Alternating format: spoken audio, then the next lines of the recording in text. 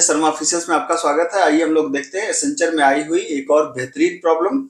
तो पहले तो मैं आपसे ये कहूंगा कि आप इस प्रॉब्लम को चाहें तो वीडियो को यहीं पॉज करके इसका हैकर रैंक यूआरएल दिया गया डिस्क्रिप्शन में, पहले से अपने सॉल्व करके देखें और अगर अपने से कोई दिक्कत हो तब आप इस सोल्यूशन को पूरा देखें। या दूसरा काम आप ये कर सकते हैं कि पहले एक बार पूरे सोल्यूशन को देख लें, फिर जब सॉल्व करें तब सोल्यूशन ना देखें, ठीक है, फिर अपने से अप्रोच करने की कोशिश करें। तो आइए हम लोग इसको समझते हैं। तो प्रॉब्लम का नाम है N based notation. N based notation, ये प्रॉब्लम कहना क्या चाह रही है, आइए इस बात को हम लोग समझते हैं। ये कह रहा है कि आपको एक फंक्शन बनाइए, फंक्शन का नाम है decimal to N base. Decimal to N base, ठीक है। इसका क्या मतलब है, आपने पढ़ा होगा जरूर अब तक कि अगर कोई नंबर हमारे पास दिया हो, कोई भी नंबर है, मान लीजिए 124 बेस 10, इसको बेस 16 में कन्वर्ट करना पढ़ा होगा ना आपने। या आपने पढ़ा होगा कि 24 बेस 10 को बेस 8 में कन्वर्ट करो। तो जब बेस 16 में कन्वर्ट करने का मतलब कि हम कहते हैं कि डेसिमल को किस में कन्वर्ट करो, हेक्साडेसिमल में, और बेस 8 में कन्वर्ट करने का मतलब कि डेसिमल को कन्वर्ट करो किस में, ऑक्टल में। लेकिन अब ये प्रोग्राम कर रहा है कि जेनेरिक बनाइए। जेनेरिक का मतलब चाहे जो बेस दें, हम बेस 1 भी दे सकते हैं, बेस 2 भी दे सकते हैं, बेस 3 भी दे सकते हैं, बेस 50 भी दे सकते हैं, हम कोई भी बेस दे सकते हैं, ठीक है। और जो भी हम बेस दें, मतलब यहाँ पे आप देखेंगे कि यहाँ पर एक नंबर है, यहाँ पे एक बेस है और यहाँ पे एक नंबर इनपुट कराना है, ठीक है। अब उसमें एक बात ये है कि ये प्रोग्राम हमारा कह रहा है कि जहां पर भी, जैसे आपने हेक्साडेसिमल पढ़ा होगा तो आपको पता होगा कि जब 10 आता है तो ए लिखा जाता है, 11 आता है तो बी लिखा जाता है, जब 12 आता है तो सी लिखा जाता है। उसी तर्ज पे इन्होंने कहा है कि 0 से लेकर 9 तक तो आप वही डिजिट इस्तेमाल करेंगे, लेकिन 9 के ऊपर जब आप जाएंगे 10, तो 10 के लिए ए इस्तेमाल करेंगे, 11 के लिए बी एंड सो ऑन, आप इसको इस्तेमाल करेंगे, ठीक है। अब आइए इसको हम लोग थोड़ा प्रोग्रामिंग की नजर से देखते हैं। अब इसके दो पहलू हैं, एक है इसका मैथमेटिकल पहलू और एक है इसका प्रोग्रामिंग पहलू। तो दोनों पहलू पे हम लोग देखते हैं। पहले हम लोग इसका मैथमेटिकल मॉडल देखते हैं कि भाई देखिए ये हमारा एन है और ये हमारा नंबर है, ठीक है। तो जाहिर सी बात है, इसका मतलब प्रोग्राम कहना ये चाह रहा है कि 718 बेस 10 को आपको कन्वर्ट करना है बेस 12 में। अब आप इसमें परेशान मत होइएगा कि बेस 12 तो होता नहीं है, इसमें परेशान मत होइएगा, क्योंकि बेस 12 ये कह रहा है तो बेस 12 हो तो हम किसी भी बेस में नंबर सिस्टम को कन्वर्ट कर सकते हैं। अब इसको करने के लिए हम करेंगे क्या, बिल्कुल सिंपल सी बात है। 718 को आप डिवाइड करेंगे किससे, आप डिवाइड करेंगे 12 से, ठीक है। ये कितनी बार जाएगा, ये जाएगा पहले तो ये 5 टाइम्स जाएगा, ठीक है। तो 718 अगर आपने 5 टाइम ले गए तो कितना आया, 60। फिर यहाँ 118 आया, तो 118 का मतलब कितना हुआ, आप 9 जा ले जाइए तो 9 जा कितना होगा, 12 9 जा 108, तो 108 यहाँ पे आ जाएगा, बचेगा कितना 10, तो 10 रिमाइंडर रख दीजिए और 9 बार ले गए तो आप इसको यहाँ पे रख दीजिए, कोसेंट हो गया, ठीक। ये हो गया डिवाइड आपका। अब फिर इसको 12 से डिवाइड करेंगे, कब तक, जब तक ये 0 नहीं हो जाता। फिर क्या करेंगे, अब 12 4 जा 48, तो 5 यहाँ पे 59 में से 48 जब घटाएंगे तो कितना बचेगा, 11 बचेगा, तो यहाँ पर आप क्या रख दीजिए, 11 रख दीजिए। उसी तरीके से जब 12 को आप यहाँ पे डिवाइड करेंगे 4 को, तो ये 0 बार जाएगा, बचेगा 4, तो ये 4 11 बी आंसर आ जाएगा। आंसर आपको पता है कि हम लोग उल्टा लिखते हैं, पहले लिखेंगे 4 फिर 1 11 फिर 10। अब यहाँ आपको पता है कि ये प्रोग्राम ने कहा है कि जहां पर भी 0 से 9 के बीच में है तो उसको तो ऐसे लिखिए, तो 4 सिंपल लिख सकते हैं, लेकिन 11 10 से ऊपर है, इसको क्या लिखेंगे, 10 का मतलब ए, तो 11 का मतलब क्या है, बी। उसी तरीके से 10 का मतलब ए, तो ए, तो आंसर क्या आया, 4BA। 4BA, ये देखिए 4BA हमारा आंसर आ गया है, ठीक है। तो ये तो हो गया इसका मैथमेटिकल फार्मूला कि इसको मैथमेटिकली आप किस तरीके से करेंगे। अब अगर इसको हम लोग प्रोग्रामेटिकली समझना चाहें कि अगर आप इसको प्रोग्रामिंग के फॉर्म में समझना है तब आप कैसे करेंगे, आइए हम लोग वो भी करके देख लेते हैं, ठीक है। तो अगर इसको प्रोग्रामिंग के फॉर्म में आप देखना चाहते हैं तो पहले आप ऐसे समझिए, बिल्कुल सिंपल सी बात है कि आप एक एरे बनाएंगे, ठीक है, एक एरे बनाएंगे और एरे के अंदर हम एक लूप चलाएंगे कि भाई लूप चल जाए जब तक क्या ना हो जाए, जब तक नंबर हमारा बड़ा है 0 से, ठीक है। और क्या कर देंगे, जो भी हमारा एरे है इस एरे के अंदर क्या कर देंगे, एरे इक्वल टू, अभी लोकेशन को छोड़ देते हैं, क्या कर देंगे, हम कर देंगे नंबर मॉड कितना, बेस, ठीक है।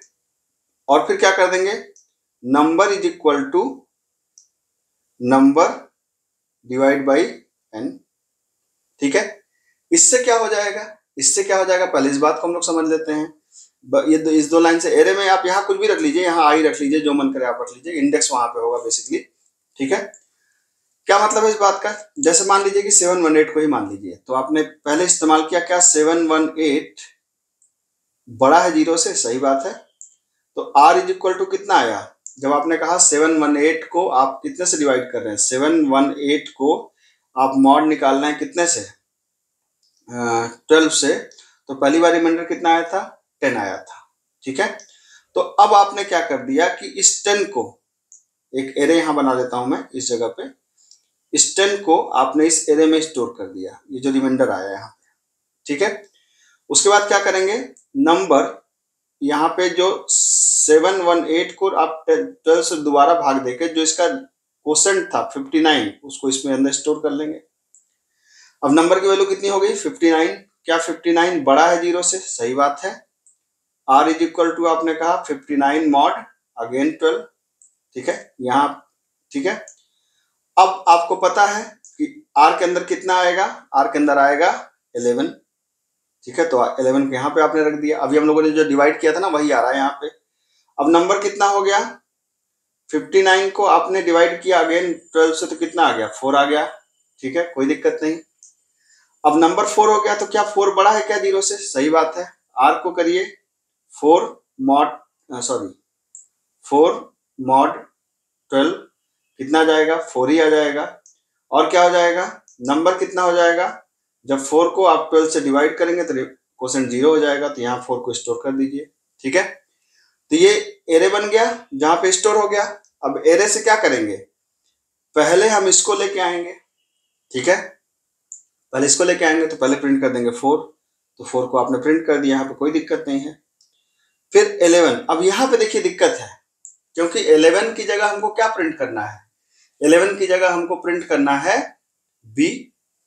तो अगर हम लोग, एक तो कंडीशन है कि हम बता दें कि यदि जो एरे ऑफ आई की वैल्यू 10 है तो प्रिंट करो ए, 11 है तो बी, 12 है तो सी, तो पता चला कि ऐसे तो हम लोग 26 कंडीशन ही लगा रहे हैं, है कि नहीं।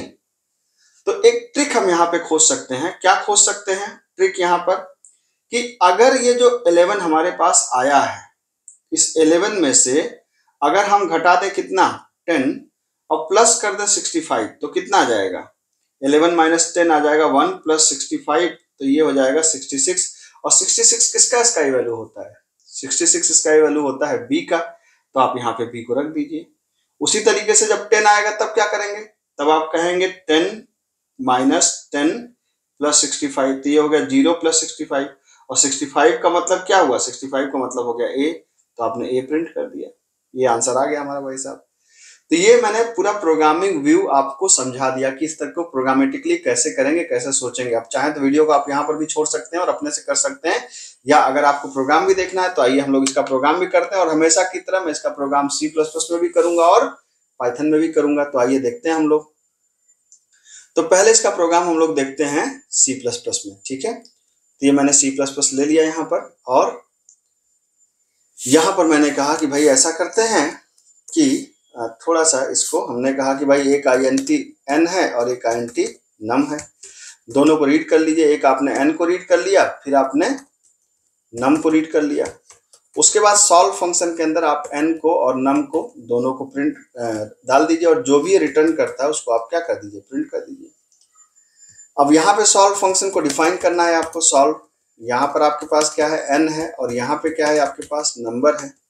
तो हमने कहा भाई एक वेक्टर ले लो, किस टाइप का, इंटीजर टाइप का v, और एक वेरिएबल हम लेंगे int i, और एक लेते हैं r। सबसे पहले नंबर को हमने कहा कि यदि नंबर इज ग्रेटर देन 0 तो क्या करो, r is equal to number mod n।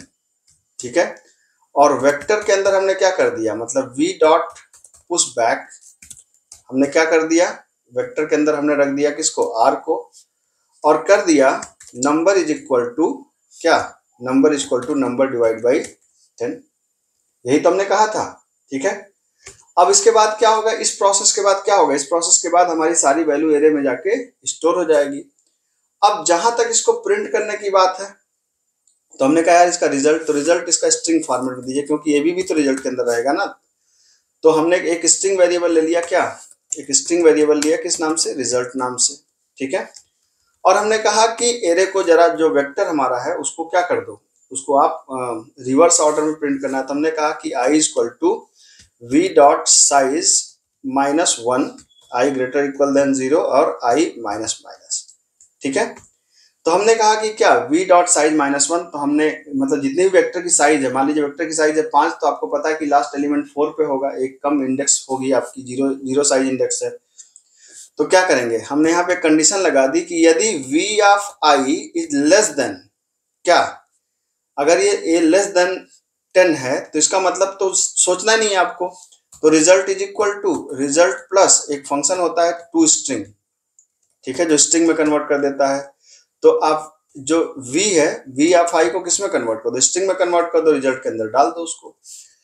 अब अगर वो नहीं है तब क्या करो, मान लीजिए कि अगर वो 9 से कम नहीं है, मतलब वो 10 से कम नहीं है, वो कोई स्काई वैल्यू है, तो स्काई वैल्यू का मैंने बताया था आपको कि पहले v ऑफ i में से माइनस करिए 10 और प्लस करिए 65, और जो भी आए, यहाँ जो भी आए उसको किस में कन्वर्ट करिए, जो भी आए उसको कन्वर्ट करिए आप CHR, उसको कन्वर्ट करिए आप किसके अंदर,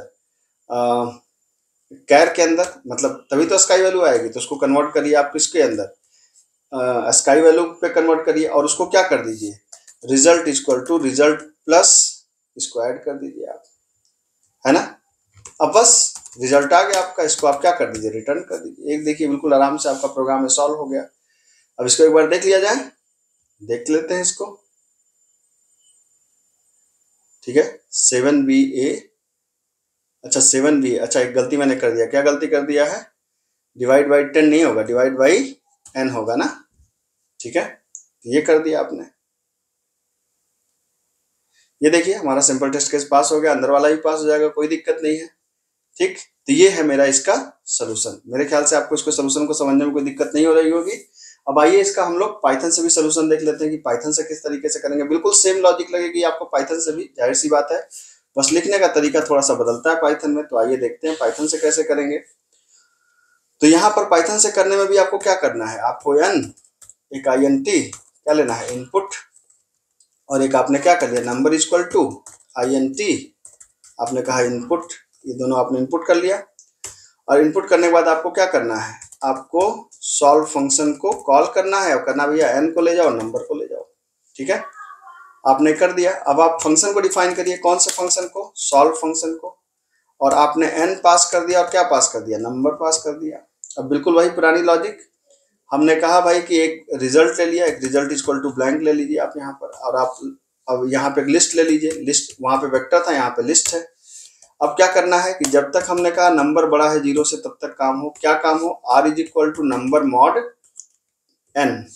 मॉड n हो, और जो भी r की वैल्यू आए वो लिस्ट में क्या हो जाए, लिस्ट डॉट अपेंड हो जाए, क्या r की वैल्यू अपेंड हो जाए, और number is equal to number double divide by n। याद रखिएगा यहाँ डबल डिवाइड, क्योंकि हमको इंटीजर डिवीजन चाहिए, है ना, अगर फ्रैक्शन में आ जाएगा तो गड़बड़ हो जाएगा ना, आपको पॉइंट में नहीं चाहिए हमको यहाँ पर। अब क्या करना है, ये क्या होगा, लिस्ट के अंदर जाके स्टोर हो जाएगा। अब हमें क्या करना है, रिजल्ट को स्टोर कराना है, तो जाहिर सी बात है उल्टी लूप चलेगी, फॉर i इन रेंज, कहां से कहां तक चलेगी, लेंथ ऑफ क्या, लिस्ट -1 से लेके -1 इसका क्या मतलब है, आपको पता है कि लेंथ ऑफ लिस्ट, तो जितनी भी लिस्ट होगी, जितनी भी उसकी साइज होगी उससे कम, तो जाहिर सी बात है 0 बेस इंडेक्स पे कहां तक चलेगा, अगर 5 एलिमेंट है तो 0 से 4 ही चलेगा, तो 4 से लेके 0 तक। तो आपको पता है ना कि रेंज फंक्शन लास्ट वैल्यू को एक्सक्लूड करता है, तो एक्सक्लूड करता है, इसीलिए हम लोग कहां तक चलाएंगे, 0 तक चलाएंगे, और -1 का मतलब हर बार क्या करेगा, एक एक पीछे घटाता जाएगा। अब हमने वही लॉजिक लगाया कि यदि लिस्ट ऑफ i अगर कम है, किससे, अगर कम है 10 से, तब तो सीधा ऐड कर दो। तो हमने कहा क्या, result is equal to result plus, इसको स्ट्रिंग में कन्वर्ट कर दीजिए क्योंकि न्यूमेरिक वैल्यू है यहाँ पे, तो लिस्ट ऑफ i को आप ऐड कर दीजिए।